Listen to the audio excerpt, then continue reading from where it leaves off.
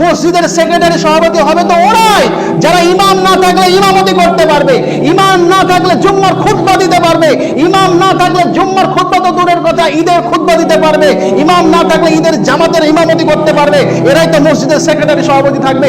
সভাপতি সেক্রেটারি আজকে আমরা বানিয়ে দিচ্ছি ওদেরকে, যাদের টাকা রয়েছে, যাদের ক্ষমতা রয়েছে, যাদের বাহুর বল রয়েছে, তাদের আমরা সভাপতি সেক্রেটারি বানিয়ে দিচ্ছি।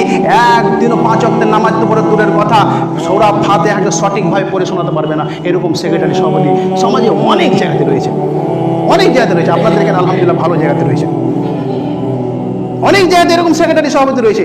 এদের জন্যই বলা হয় যে কিয়ামতের একটা আলামত, যে মূর্খ লোকেরাদেরকে দায়িত্ব দিয়ে দেওয়া হবে।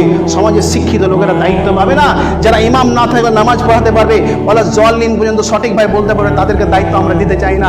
যাদের টাকা রয়েছে মসজিদে বেশি করে দান করতে পারবে, মসজিদের জন্য টাকা কালেকশন করতে পারবে, ক্ষমতার জোর রয়েছে, কথার জোর রয়েছে, গলার আওয়াজ বেশি রয়েছে, তারা দায়িত্ব পাবে। সদ্য উপস্থিতি, এগুলো আমাদের পরিবর্তন করতে হবে, নচেত কিয়ামত খুবই কাছে, কিয়ামত খুবই কাছে।